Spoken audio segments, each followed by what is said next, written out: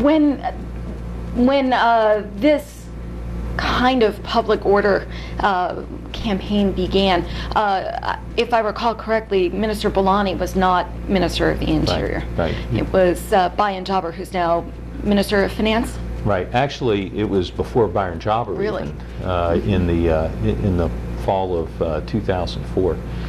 Byron Jobber came in the next year, so it was significantly different environment. The level of violence was increasing, but clearly not what it became after the Samarra Mosque bombing. But it was still a significant level of violence, especially in Baghdad, where these units were formed up and were deployed.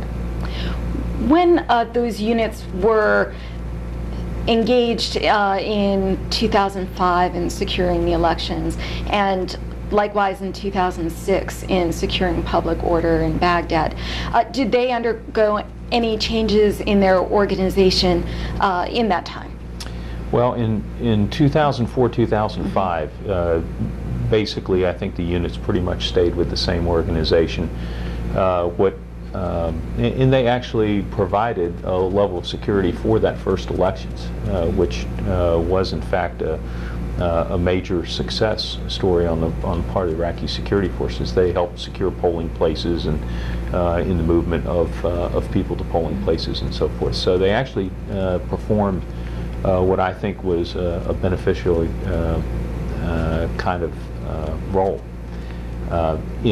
I left in the spring of 2005. Subsequent to that, we did see changes that happened. In 2006, they were combined into this force called the National Police, because you had a variety of different kinds of units out there with different names. All of them had different organizations in one way or another, in a very loosely controlled organization. So they combined them into this single organization called the National Police, and got rid of the Public Order Battalion versus the Commando Battalion and other kinds of names that they had, and somewhat standardized the kind of units into about 750 man battalions and that kind of thing. However, also during that time, again, post-Samarra bombing, you saw increases in sectarian violence, and that's when some of these units started participating in the sectarian violence, not establishing public order, but contributing to the escalation of the sectarianism. Can you describe what were the characteristics of the units or the leaders that engaged in the sectarian violence?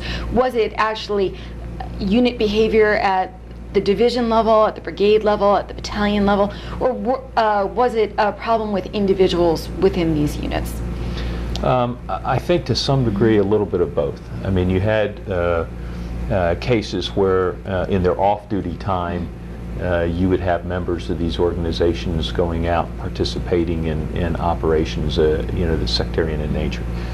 In some cases, though, you had units that were out operating in a sectarian way. The 2nd Brigade of the 1st National Police Division is the one that was probably the most obvious in terms of their behavior.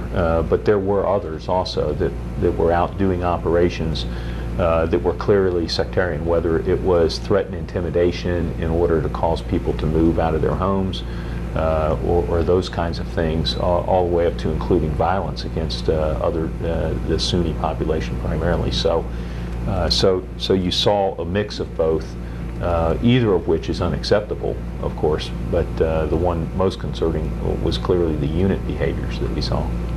As the rebluing program began, the program of reforming the National Police by training the units and also replacing the leaders, the program that was underway for 6 or 7 months before you took command at CPAT. What was the initial effect of replacing the leaders in the units? And were the units that had shown particularly clear sectarian behaviors in 2006 changed dramatically by the leadership change? Right. Well, I think it's kind of hard to underestimate the impact of the leadership changes that occurred. If you look at just the numbers, both of the division commanders were replaced. They had 9 brigades at that time. All 9 brigade commanders were replaced. Of the 28 battalion commanders, they replaced 17 of them. So if you just looked at it institutionally, if you can imagine if the U.S. Army replaced all its division commanders and all its brigade commanders and 2/3 of its battalion commanders, what kind of impact would that have on people understanding that the leadership was serious about change? And so I think that's the first thing.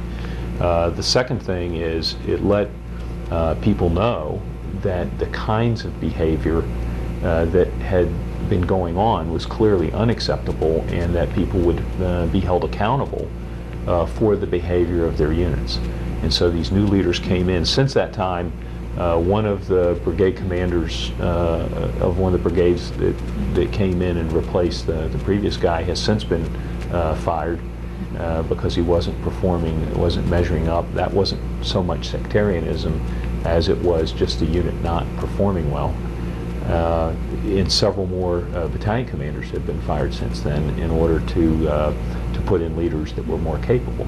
And so that has continued to go on, where leaders are being held accountable for the performance of their units, which is a healthy thing. It's a very important thing. So I think the impact was huge. In addition to that, over 1,300 individual policemen in those units were also fired. And then in addition to that, a whole lot that were moved to other units. And that's kind of an Iraqi method of changing the dynamic in a unit, is to take people who have been influenced by poor leaders, and when you bring in new leaders, taking some of those guys and moving them to other units where they kind of get a fresh start and get the opportunity to behave in a different sort of way than what they may have been in their previous unit. So there was a tremendous amount of change. Now it induces a little bit of turmoil, but part of that was that second phase that we've referred to as rebluing, which was taking the whole unit down to Numanaya, out of their sectors into a new environment, and going through a fairly robust training program in order to kind of give that unit a fresh start under new leadership.